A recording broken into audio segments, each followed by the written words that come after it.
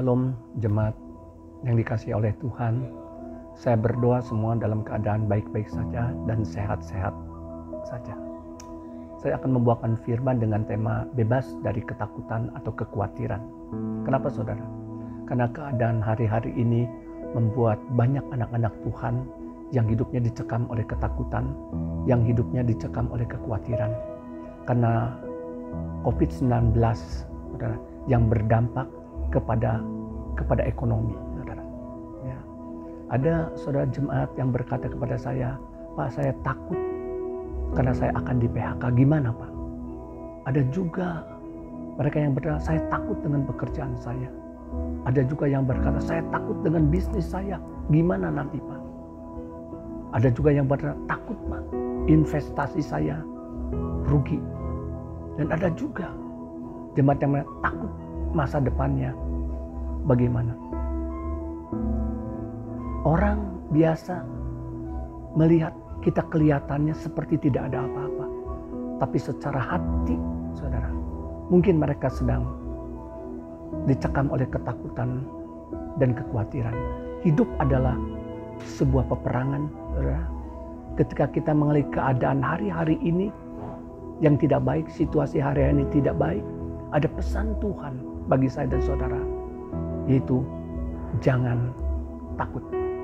Mari kita lihat di dalam Ulangan 20 ayat 1 sampai dengan 4 yang berbunyi demikian. Apabila engkau keluar berperang melawan musuhmu dan kau melihat kuda dan kereta yakni tentara yang lebih banyak daripadamu, maka janganlah engkau takut kepadanya, sebab Tuhan Allahmu yang telah menuntun engkau keluar dari tanah Mesir menyertai engkau.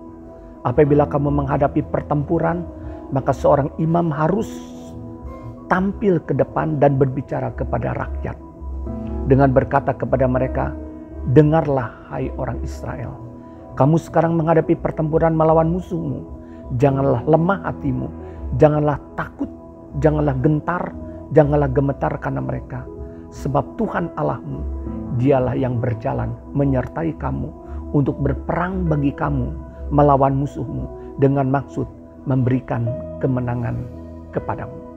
Kalau kita tahu saudara, hidup adalah peperangan. Tuhan mengajarkan dalam hidup kita ketika kita menghadapi peperangan. Kalau kita tidak hati-hati, maka kita akan diikat oleh ketakutan. Maka kita akan diikat oleh kekhawatiran di dalam kehidupan kita. Jangan izinkan ya, kita diikat oleh ketakutan, kekhawatiran dalam kehidupan kita. Sehingga hidup kita saudara susah untuk tidur, sukar untuk tidur. Hidup kita sukar untuk berdoa. Hidup kita sukar untuk merenungkan firman Tuhan. Kenapa? Karena beban kita begitu besar di dalam kehidupan saya dan saudara. Firman Tuhan mengatakan, jangan takut, buat Tuhan menyertai kita. Tuhan berperang bagi kita dan memberikan kemenangan di dalam kehidupan saya dan saudara. Strategi iblis hari-hari ini saudara untuk melumpuhkan kehidupan anak-anak Tuhan, untuk melumpuhkan kesehatan daripada anak-anak Tuhan, dan untuk melumpuhkan masa depan anak-anak Tuhan. Dengan cara bagaimana? Dia menaburkan benih ketakutan. Oleh sebab itu kita harus sadar dan berjaga-jaga saudara. Dengan cara bagaimana? Kita harus banyak berdoa hari-hari ini saudara. Kita harus banyak merenungkan firman Tuhan. Hari-hari ini kita harus fokus kepada Tuhan. Dan kita harus berdoa puasa. Sehingga kita bebas dari ketakutan dan kekhawatiran di dalam kehidupan saya dan saudara. Mari kita melihat dalam 1 Samuel 17 ayat 8 sampai dengan 11 dan ayat 16. Saudara, ketika Goliat ya untuk mengalahkan orang Israel, apa yang dia lakukan saudara? Yang berbunyi demikian. Ia berdiri dan berseru kepada barisan Israel, katanya kepada mereka, mengapa kamu keluar untuk mengatur barisan perangmu? Bukankah aku seorang Filistin dan kamu adalah hamba Saul? Pilihlah bagimu seorang dan biarlah ia turun mendapatkan daku. Jika ia dapat berperang melawan aku dan mengalahkan aku, maka kami akan menjadi hambamu. Tetapi jika aku dapat mengungguli dia dan mengalahkannya, maka kamu akan menjadi hamba kami dan takluk kepada kami. Pula kata orang Filistin itu, aku menantang hari ini barisan Israel. Berikanlah kepadaku seorang supaya kami berperang seorang lawan seorang. Ketika Saul dan segenap orang Israel mendengar perkataan orang Filistin itu, maka cemaslah hati mereka dan sangat ketakutan.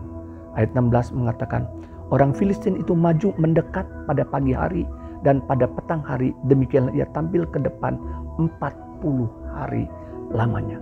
Kalau kita melihat saudara, ini intimidasi iblis terus menerus selama 40 hari lamanya, pagi dan petang, supaya bangsa Israel dicekam oleh ketakutan. Sama dengan kita, intimidasi iblis bekerja hari-hari ini. Dia bisa berkata, kamu orang gagal, kamu sudah tidak ada masa depan lagi, kamu pasti mati dalam kehidupan ini. Sadarilah bahwa Tuhan menyertai saya dan saudara. Tadi firman Tuhan mengatakan, jangan lemah hati kita, jangan takut, jangan gentar, jangan gemetar. Sebab apa? Tuhan menyertai saya dan saudara. Dan firman Tuhan mengatakan, aku sekali-kali tidak akan meninggalkan engkau dan membiarkan engkau. Jadi ada Tuhan yang akan membuka jalan bagi kita. Ada Tuhan yang akan menggendong saya dan saudara. Ada Tuhan yang akan membela saya dan saudara, yang akan menolong saya dan saudara, yang akan memberkati saya dan saudara, sehingga kita bisa bebas dari ketakutan dan kekhawatiran di dalam kehidupan saya dan saudara. Yesaya 41 ayat 9 sampai dengan 10 berkata demikian, engkau yang telah kuambil dari ujung-ujung bumi dan yang telah kupanggil dari penjuru-penjurunya, aku berkata kepadamu, engkau hambaku, aku telah memilih engkau dan tidak menolak engkau. Jangan takut sebab aku menyertai engkau, jangan bimbang sebab aku ini Allahmu. Aku akan meneguhkan, bahkan akan menolong engkau. Aku akan memegang engkau dengan tangan kananku yang membawa kemenangan. Firman Tuhan mengatakan, aku telah memilih engkau dan tidak menolak engkau. Sejak di dalam kandungan ibu kita, Tuhan sudah memilih kita. Bahkan Tuhan sudah punya rencana yang besar dalam kehidupan saya dan saudara. Dan Dia tidak menolak kita. Tidak menolak apanya? Doa kita, iman kita, perjuangan kita. Ya, Tuhan memilih kita. Kenapa? Karena Tuhan mengasihi saya dan saudara. Jadi bagaimana kita bisa lepas, bisa bebas dari ikatan ketakutan, kekhawatiran dalam kehidupan kita? Firman Tuhan mengatakan berulang kali, jangan takut karena Tuhan menyertai engkau. Bagian kita harus banyak merenungkan firman Tuhan, dengarkan firman Tuhan. Karena iman timbul daripada pendengaran, pendengaran akan firman Tuhan. Dalam kehidupan saya dan saudara, perkataan siapa yang kita dengar hari-hari ini? Perkataan Tuhan lah, firman Tuhan lah, atau perkataan iblis yang kita dengar? Ayub berkata, apa yang kamu takutkan, itu yang akan mendatangi engkau. Allah beserta dengan kita, saudara. Tuhan menyertai saya dan saudara 24 jam dalam sehari. Sepanjang hidup kita, Tuhan menyertai kita dan Tuhan tidak pernah meninggalkan kita. Sekalipun kita tidak setia, Tuhan tetap setia kepada saya dan saudara. Dia selalu menyertai saya dan saudara.